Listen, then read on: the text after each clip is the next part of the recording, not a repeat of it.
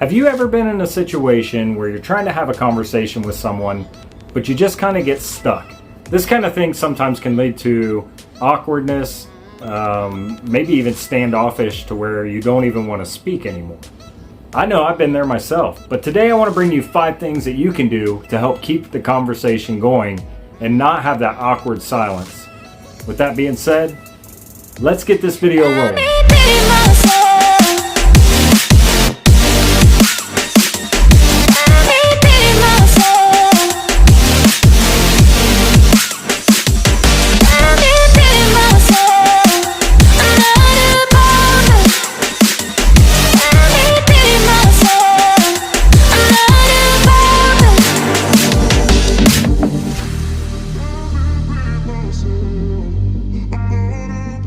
So number 1 on my list is ask open-ended questions.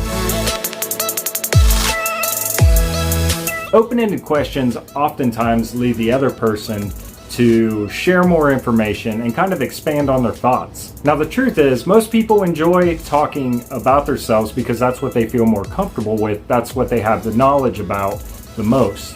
Now this is often going to help them stay more engaged, which is only going to prolong your conversation. Now a couple good examples of this are, what do you like to do for fun? What are you passionate about? So what do you do for a living? Now you can even expand on that and ask, oh, that's a very interesting choice. What made you decide to go that path? Now the more that you ask these kind of questions, the more people are going to open up and expand, and chances are they're going to reciprocate because they're going to start feeling more comfortable and they're going to be curious about you. Now number 2 on my list is show interest. Now the more engaged you are in the conversation, the more likely that the other person is going to be more engaged. Ways to do this is you want to make sure that you keep your eye contact. It's got to be solid. Now with the eye contact, you want to make sure you keep your eye contact until the other person looks away, then you can break. So try not to look around during the conversation, because oftentimes people are going to perceive that as you don't care or you're not even paying attention. Now good, solid, strong eye contact is going to be perceived by the other person as you coming across as confident and secure, and you know what you're talking about. Now the more confident you are in what you're talking about, the more comfortable you're going to feel. Typically the other person's going to sense that and they're going to feel more comfortable, and it's going to help open up the conversation a lot more. Now number 3 on my list is look for common ground. Now the more common ground that you share, the deeper the conversation can go. Always try to keep things positive regardless of the situation. You always want to mention things you like and try to discover things that the other person likes that will give you that common ground. Now in this you can pretty much talk about anything like music, sports, TVs, maybe even games. Any and all of this is going to help the other person open up. And you're going to easily be able to identify a common ground area that's going to help open up the conversation even more. Now it is possible that maybe you guys don't have anything in common that you like.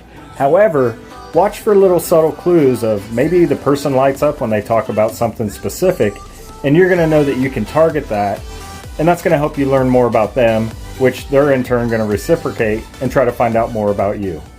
Number 4 on the list is going to be listen actively. Now when we're actively listening, it helps us to think about and process what the other person is saying rather than think about ourselves and what we're going to say next. This way of communication is kind of giving them the assurance that you are interested and becoming invested in the conversation, and it's going to help them want to speak more. Now through this, don't be afraid to ask questions. The more questions that you're able to ask, the longer the conversation is going to go. Of course, you can always throw in a or go on. And this also shows genuine interest in the conversation, and it's only going to help the other person to stay open to you. Now it's okay from time to time to even say, oh, so it sounds like you're saying, and then paraphrase what it is that they just relayed to you. And when appropriate, try to put yourself in the other person's shoes. Maybe it'll help give you a deeper and better understanding of what it is they're talking about, and it will also help produce a better response from you. And that's going to lead me into number 5, build on what they say.